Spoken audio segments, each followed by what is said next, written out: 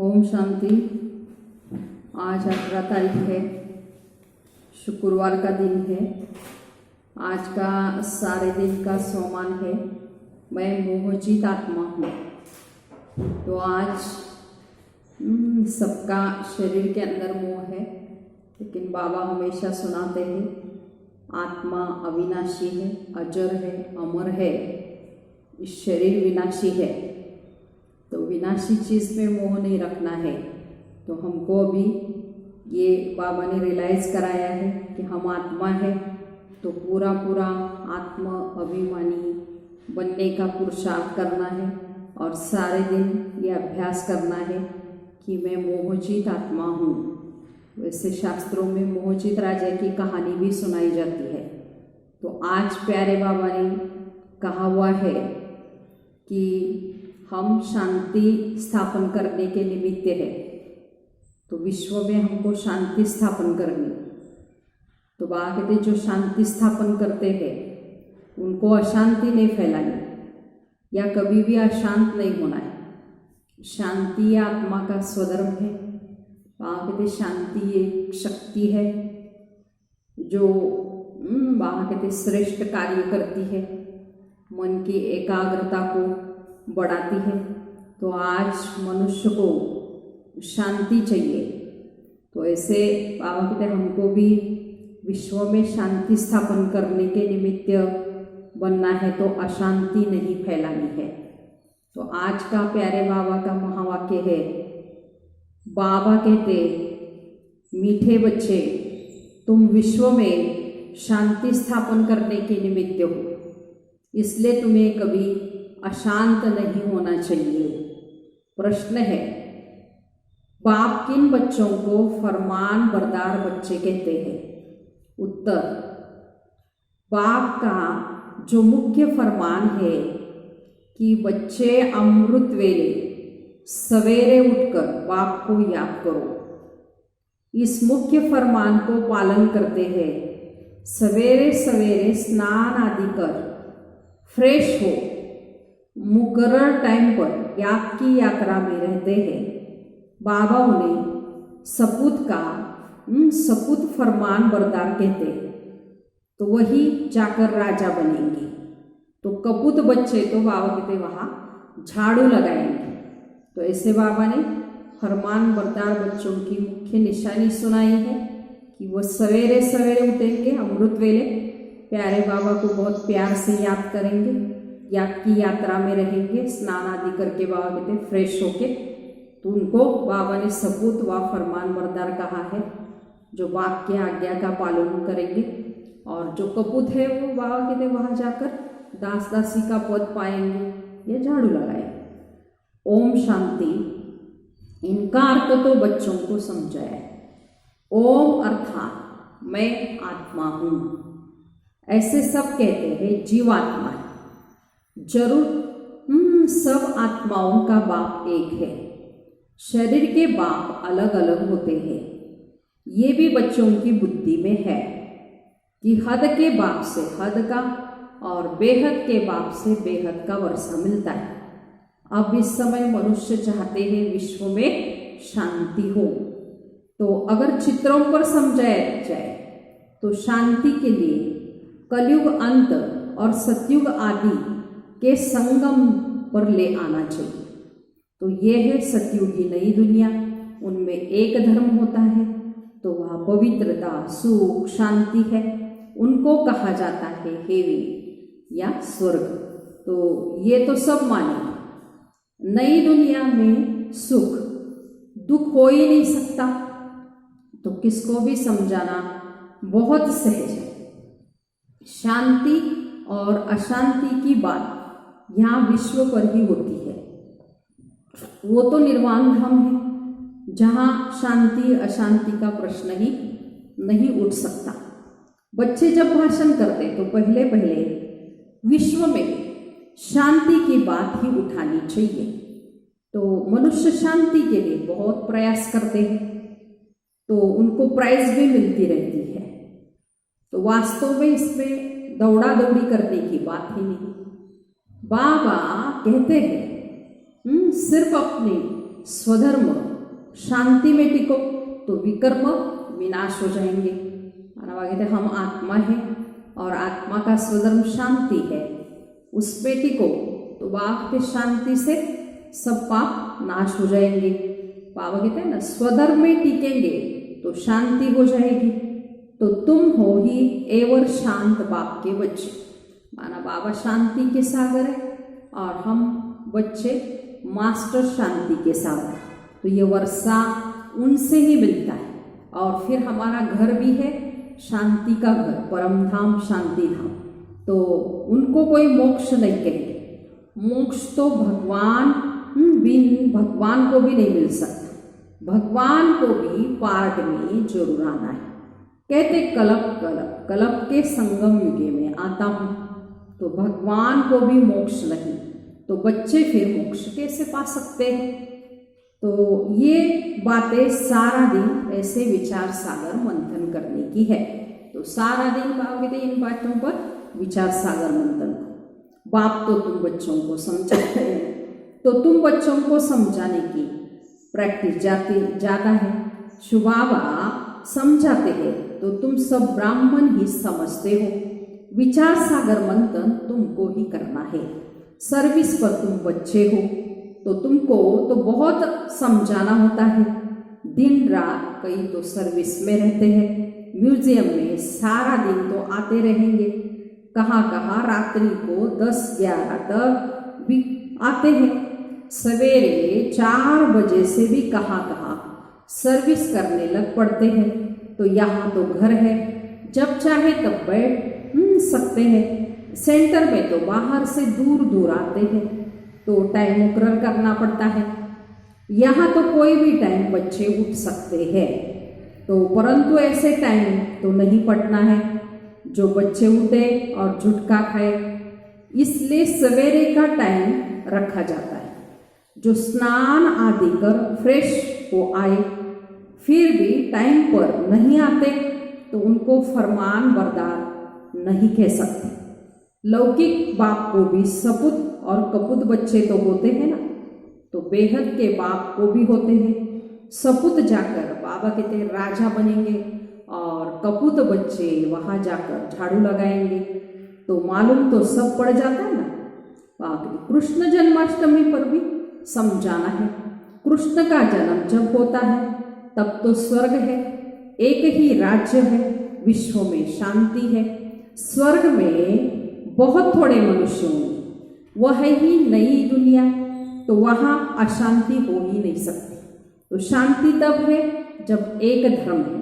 तो जो धर्म बाप स्थापन करते हैं, बाद में जब और धर्म आते हैं तो अशांति होती है। वहाँ है ही शांति स्वर्ग में। सब 16 कला संपूर्ण है ना। चंद्रमा भी जब पूर्ण होता है तो उसकी कितनी शोभा है, तो उनको फुल मून कहा जाता है। त्रेता में 3/4 कहेंगे, खंडित हो गया ना। त्रेता के अंदर 2 कला कम हो गई, तो 2 कला कम होने से शोभा भी कम हो गई। तो स्वर्ग में बिल्कुल शांति, नरक में आज बिल्कुल अशांति है। तो ये समय है जब मनुष्य विश्व में शांति चाहते हैं। तो इनसे आगे यह आवाज नहीं था कि विश्व में शांति हो। अब यह आवाज निकलता है क्योंकि अब विश्व में शांति हो रही है। तो आत्मा चाहती है कि विश्व में शांति होनी चाहिए। मनुष्य तो देह अभिमान होने के कारण सिर्फ कहते हैं विश्व में शांति हो। तो 84 जन्म अब पूरे हुए हैं। अब बाप ही आकर ये बातें हमको समझाते हैं, बाप को ही याद करते हैं। वह कभी भी किस रूप में आकर स्वर्ग की स्थापना करेंगे तो उनका नाम ही है हेवनली गॉड फादर। ये किसको भी पता नहीं कि स्वर्ग की स्थापना करने वाला बाप है, इसलिए उनको हेवनली गॉड फादर कहते हैं। तो किसी को भी पता न होने के कारण हेवन कैसे रचते ये भी पता नहीं। श्री कृष्ण तो रच न सके, उनको कहा जाता है देवता। सर्वगुण संपन्न, 16 कला संपूर्ण, संपूर्ण अहिंसक, डबल मर्यादा पुरुषोत्तम, ये कृष्ण का गायन है। मनुष्य देवताओं को इस कारण नमन करते हैं, तो उनमें दैवी गुण है, इसलिए उनको देवता कहा जाता है ना। जैसे अच्छे गुण वाले को कहते हैं ये तो जैसा देवता है, लड़ने झगड़ने वाले को कहेंगे ये तो जैसे असुर है, असुरी संस्कार है। तो बच्चे जानते हैं कि हम बेहद बाप के सामने बैठे हैं, तो बच्चों की चलन कितनी अच्छी होनी चाहिए। अज्ञान काल में जब बाप को देखा हुआ है, बाप कहते अज्ञान काल में भी बाप का देखा हुआ है, 6-7 कुटुंब इकट्ठे रहते एकदम खीरखंड होकर। ब्रह्मा बाबा सुना रहे, कहा तो घर में सिर्फ 2 होंगे तो भी सारा दिन लड़ते झगड़ते रहे। तो तुम हो ईश्वरीय संतान, तो बहुत बहुत तुमको भी खीरखंड होकर रहना चाहिए। तो सतयुग में खीरखंड होते हैं, यहाँ खीरखंड होना तुम सीखते हो तो बहुत प्यार से रहना चाहिए। तो बाबा कहते हैं अंदर में जांच करो, हमने कोई भी कर्म तो नहीं किया है, किसको दुख तो नहीं दिया है। तो ऐसे कोई बैठकर अपने को जांचते ही नहीं, चेक करते ही नहीं। तो बाबा कहते सारा दिन अपने ऊपर नजर रखनी है, चेक करना है कि हम कोई पाप कर्म या विकर्म तो नहीं करते हैं। तो ये बड़ी समझ की बात है। तो तुम बच्चे हो विश्व में शांति स्थापन करने वाले। तो वहाँ कहते हैं अगर घर में ही अशांति करने वाले होंगे तो शांति फिर कैसे करेंगे। तो लौकिक बाप का बच्चा तंग करता है तो वो कहेंगे ना ये तो मुआ भला, माना तभी मरता तो अच्छा, कोई आदत पड़ जाती है, पक्की हो जाती है। तो यह समझ नहीं रहती कि हम बेहद बाप के बच्चे हैं, तो हमको विश्व में शांति स्थापन करनी है। तो शिव बाबा के बच्चे हो, अगर अशांत होते हैं तो शिव बाबा के पास आओ, वो तो हीरा है, वो झट तुमको युक्ति बताएंगे कि ऐसे शांति हो सकती है, शांति का प्रबंध जरूर देंगे। ऐसे बहुत है, चलन दैवी घराने जैसी है ही नहीं बाबा कहते हैं। तो तुम अब तैयार होते हो गुल गुल दुनिया में जाने के लिए।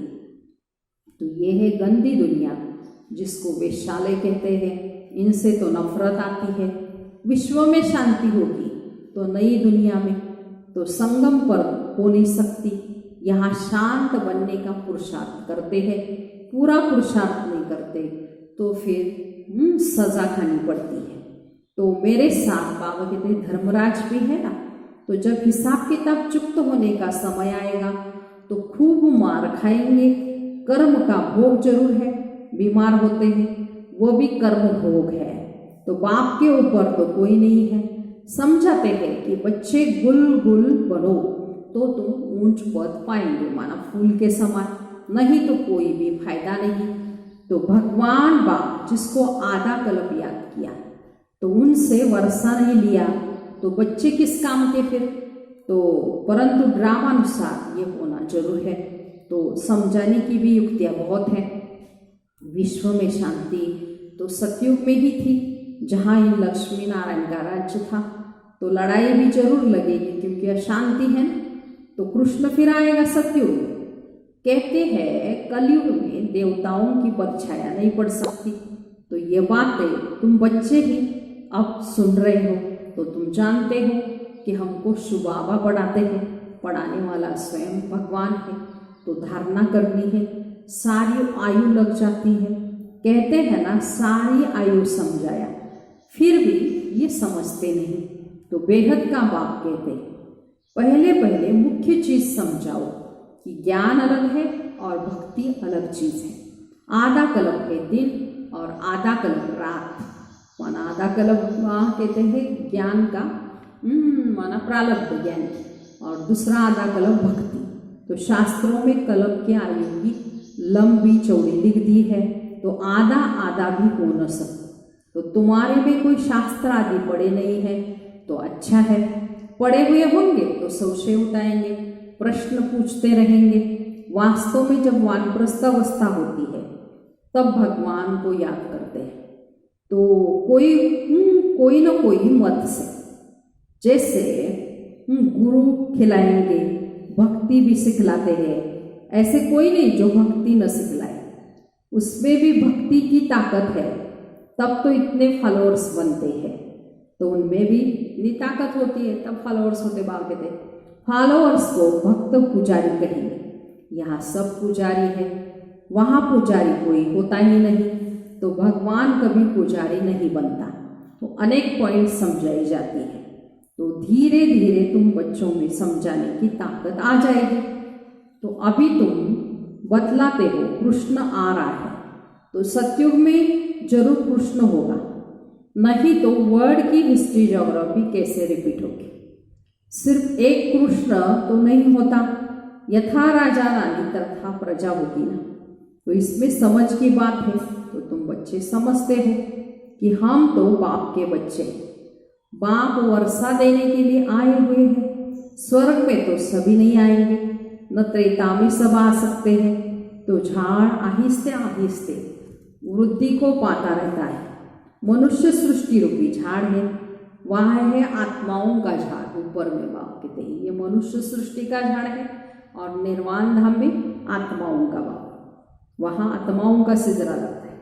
तो यहाँ ब्रह्मा द्वारा स्थापना, फिर शंकर द्वारा विनाश, फिर विष्णु द्वारा पालना। अक्षर भी ये कायदेशीर बोलने चाहिए। तो बच्चों की बुद्धि में ये नशा है कि ये सृष्टि का चक्र कैसे चलता है, रचना कैसे होती है। अब नई छोटी रचना है, ये जैसे बाजोली है, पहले शूद्र है अनेक, फिर बाप कहते हैं बाप आकर रचना रचते हैं। ब्रह्मा द्वारा ब्राह्मणों की, ब्राह्मण हो जाती है चोटी। तो चोटी और पैर आपस में मिलते हैं ना, झुकेंगे तो पहले पहले ब्राह्मण चाहिए। ब्राह्मणों का युग बहुत छोटा सा होता है, जो संगम युग कहते हैं मिडगेड माना छोटा सा युग है। पीछे है देवता है सतयुग में। तो ये वर्णों वाला चित्र भी काम का है। फिर चित्र समझाने के लिए बहुत इजी है।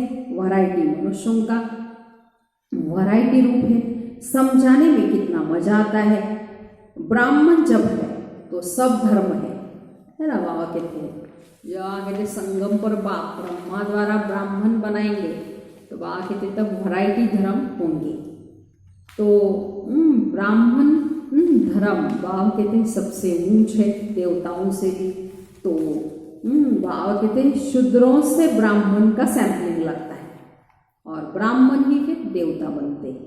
मनुष्य तो झाड़ के सैंपलिंग लगाते हैं, बाप भी सैंपलिंग लगाते हैं जहाँ विश्व में शांति हो। तो सतयुग में बाबा कहते हैं ना पवित्रता सुख शांति सब होगी। तो ये सैंपलिंग संगम पर आकर बाप लगाते हैं, माना शूद्रों से आकर ब्राह्मण बनाते हैं। ब्राह्मण सो फरिश्ता, फरिश्ता सो हम फिर देवता बनते हैं।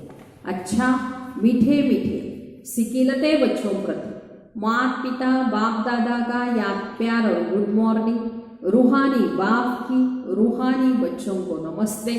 हम रूहानी बच्चों की रूहानी माता पिता बाप दादा को याद प्यार गुड मॉर्निंग और नमस्ते।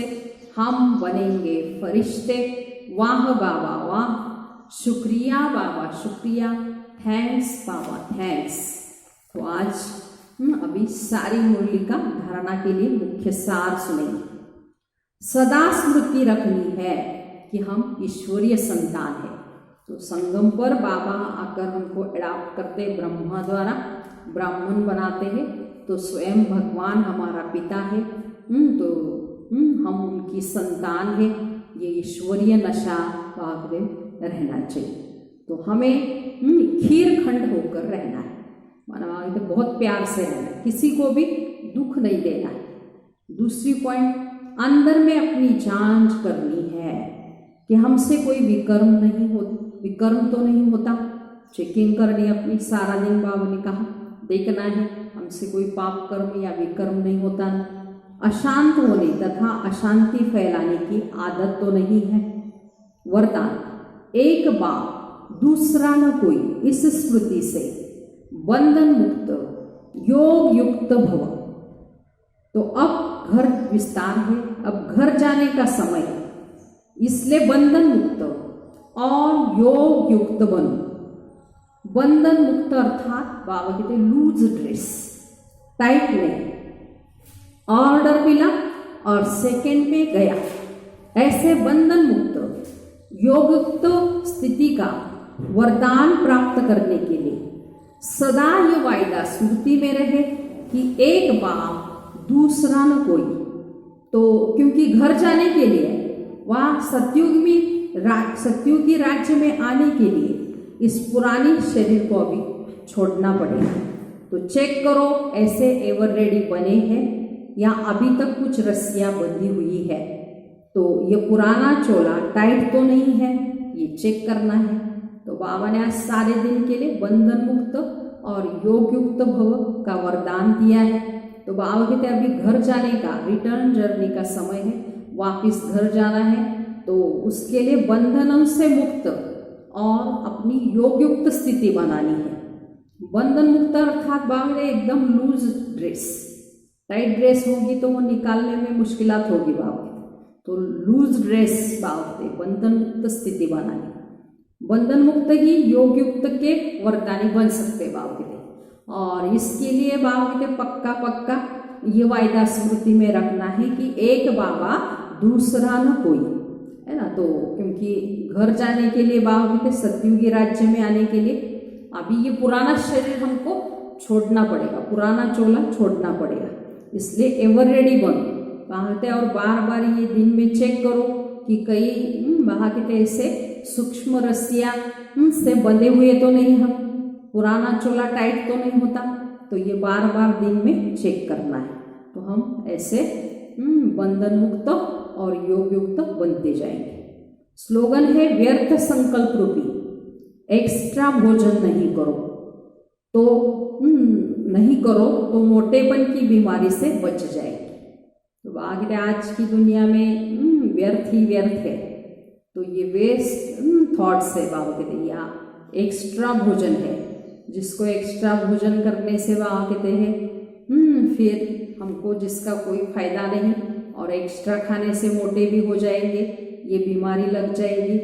इसलिए व्यर्थ को छोड़ समर्थ बनना है, समर्थ बातों को सोचना है, समर्थ बातों का ही लेन देन करना है। अच्छा, ओम शांति।